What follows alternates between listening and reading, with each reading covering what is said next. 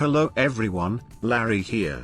Bringing to you some breaking news on the happenings of this world and the unusual things going on around the island. It seems as if Blue Tiger has continued to experiment on the island, previously bringing us the warp pebbles, allowing us to warp stone rooms remotely. Even though Blue Tiger are wanting to be helpful, some believe that they are pushing their luck. The Concrealites have been making more of an appearance, but it looks more so that they are preparing for something big. Some are even protesting the experiments on the island. What do you guys think?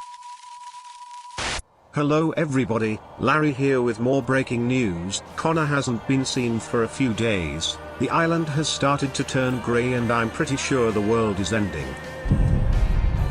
We have confirmed reports on areas of the world folding in on itself, breaking down inwards towards spawn. Is this the end?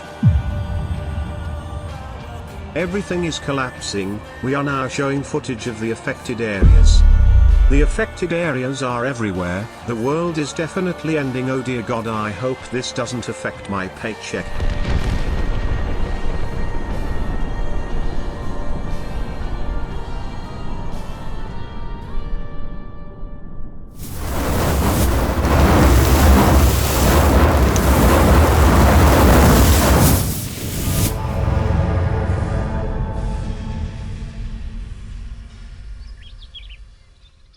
Wow. I can't believe we're still alive. Actually, I can believe we're still alive. I am Larry. I know all the gossip, so I can catch you all up to speed on what just happened and where we are now. A while ago, after Blue Tiger pieced themselves together, they approached Connor, inviting him to help out in their rebuilding and research.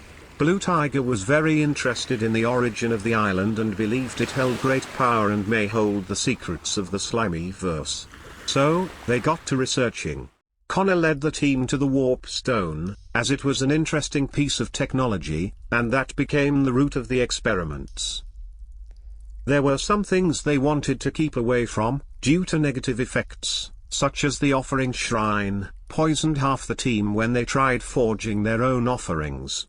Time went on and Blue Tiger kept their impact on the island at a minimum at Connor's request. Connor knew that it's not a good idea to push too far with experiments in these worlds.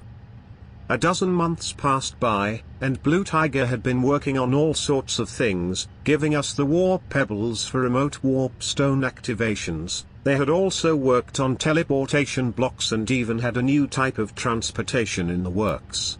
Connor had been asked to meet a Concrealite underneath the old castle. This unknown person didn't say many words, though they gave Connor an unusual map, which led him to a cave network. Following the cave down, Connor was met with an illustration in a familiar style etched into the cave wall. The illustration depicts something known as the obelisk, with instructions on how to get to it. I will tell you more about this obelisk later.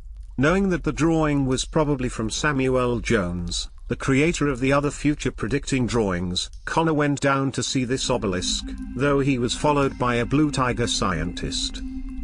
Against Connor's wishes, the science team ran experiments on the obelisk, as they figured it was a great power source and may lead to big breakthroughs for their research. Giving the obelisk a jolt of power caused it to do something quite unusual. The obelisk shrieked, causing nature across the world to shrivel and turn grey. The obelisk then shot out a woman in a lab coat. Connor was shaken, as the lady who was laying barely alive on the ground was someone he recognized, a woman known as Wendy. After this happened though, this is what caused the world to start crumbling. From what we understand, the obelisk is the heart of the island, being the heart of the whole world, but it needed a strange source of organic power to keep it active, and Wendy was the one keeping it from self-destructing. Without Wendy in the obelisk, the world started to fold in on itself, and it didn't look like there was a way out this time. Wendy began to wake.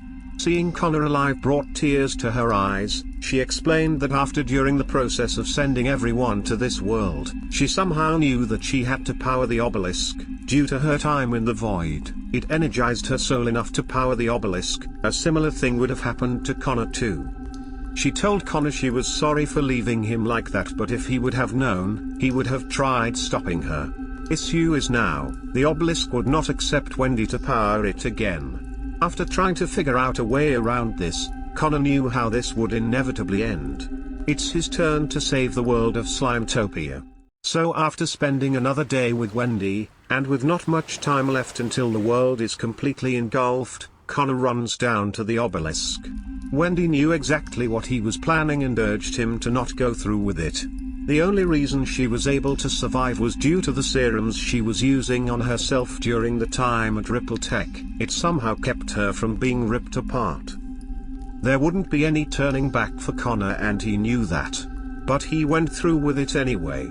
He hugged Wendy, and threw himself into the obelisk, and everything went white. The world began to unravel from the island. Most of the world had been destroyed, but it reformed itself, with new terrains and new creatures.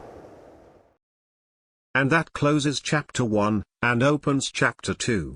Almost everybody made it, with the exception of some mortal people and of course, Connor Dean. We thank Connor for his sacrifice, as we enter this new world. Anyway, on to the interesting part now. Welcome to the reformed world. To put into perspective, the old world is about 3 years old, meaning this world has generation full of all the new recent things that Slimetopia has to offer, being new biomes, structures, and of course the exciting items, blocks and mobs that have been built up over the years. Along with all the previous things that you'll get to re-experience, we have new additions for the 5th season. I don't want to keep you for too long, so I'll get through these things quickly and let you all figure out the rest.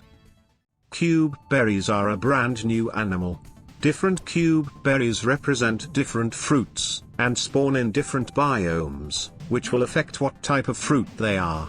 A cube berry will drop the fruit of its type at random intervals, similar to chickens laying eggs. Some are rarer than others. See if you can come across every type of cuberry in your lifetime. You can put a cube berry on a lead, or you can make it follow you with sugar. Lord help me, I cannot pronounce cube berry for the life of me. Now onto mimics. Mimics are a new monster found underground. They appear to be chests, but if you get too close they will come to life and attack. Upon killing a mimic, they may drop a mimic tongue, along with different chest loots of which you may come across in naturally generated chests. Crafting the mimic tongue into a purified mimic tongue, will allow you to purify a mimic and tame it as a pet. You will need to weaken a mimic before feeding it a purified tongue, and after it turns into a mimic pet, feed it another purified mimic tongue to tame it. Mimic pets will always follow you, and hold a few inventory slots which can come in handy when exploring the world. To keep your mimic from following you, you can simply tie it to a fence post. Mimic pets can be decorated to really shine. Using dye will change the mimic pets to all 16 colors, though there are certain items that secretly change mimic pets into unique styles. Can you find all secret styles?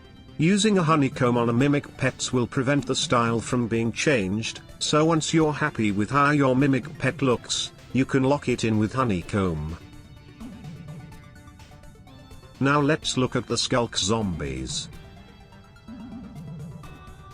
Skulk Zombies are found, as you might expect, in deep dark areas. Spawning on Skulk, they are ignored by the Warden and adds a little more challenge for the deep dark. Skulk Zombies do have a functional value. They have the ability to occasionally turn stone to Skulk, and also turn Skulk into Skulk catalysts. These zombies pack a slight bit more of a punch than regular zombies, so just be careful down there. After extensive research from Blue Tiger, the Warp Stone had a child. This smaller stone can be crafted and placed wherever you want. You may interact with this Warp Stone block to give its area a name, and can be used to teleport to other Warp Stone blocks at the cost of experience points. Warp Gate Pebbles are used to remotely access Warp Stone blocks.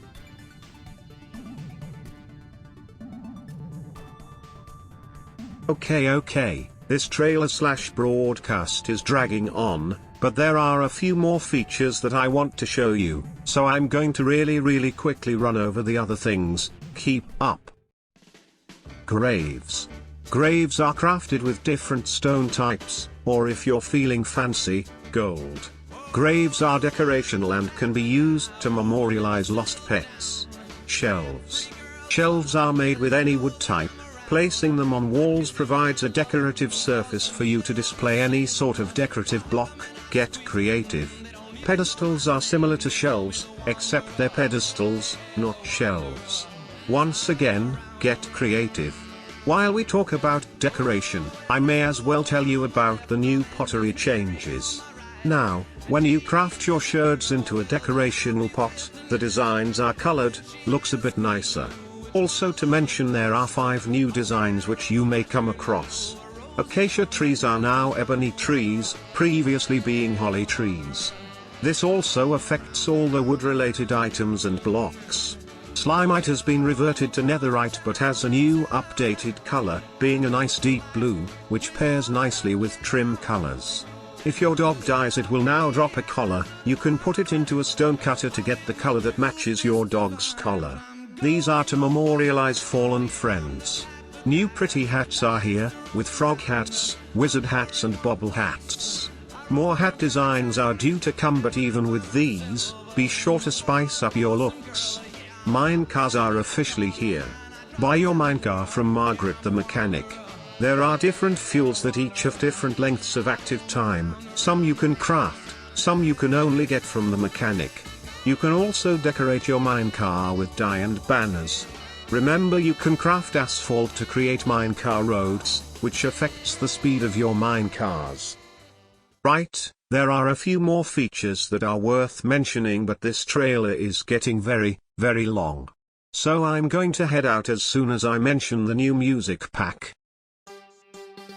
Music Pack 3 has arrived. Being mostly rock and pop, there is a wonderful selection of songs on discs for you to collect. As always, there are new obtaining methods for these things. To see how to get these new discs, head over to the Slimetopia Beyond website. Thank you everyone for tuning in, quite a ride it's been.